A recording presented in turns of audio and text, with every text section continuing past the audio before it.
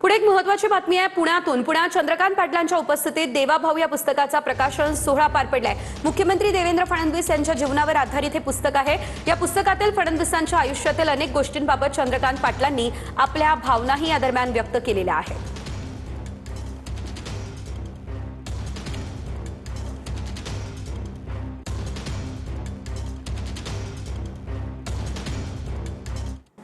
दुसरीकडे साताऱ्याच्या पश्चिम भागात पडलेल्या मुसळधार पावसाने धोम धरणाच्या पाणी पातळीमध्ये मोठी वाढ झालेली आहे। धोम धरणाच्या पाचही वक्र दरवाजांमधून 6735 क्युसेकने पाण्याचा विसर्ग हा कृष्णा नदीपात्रामध्ये सुरू आहे। सध्या धोम, कन्हेर, उरमोडी, कोयना धरण क्षेत्रामध्ये पाणी पातळीमध्ये मोठी वाढ झालेली आहे।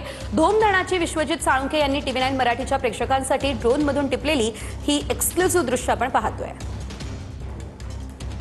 आपण ही दृश्य पाहतोय, ही ड्रोनने टिपलेली दृश्य आहे। कृष्णा नदीमध्ये 6735 क्युसेकने पाण्याचा विसर्ग केला जातोय आणि त्यानंतरचं हे खुललेलं रूप हे आपण धरणाचं पाहतोय। केरळच्या पठाण मथिटा या ठिकाणी अतिमुसळधार पाऊस झालेला आहे। तर आरनमुला या परिसरामध्ये भीषण पूरस्थिती त्यामुळे निर्माण झाली आहे।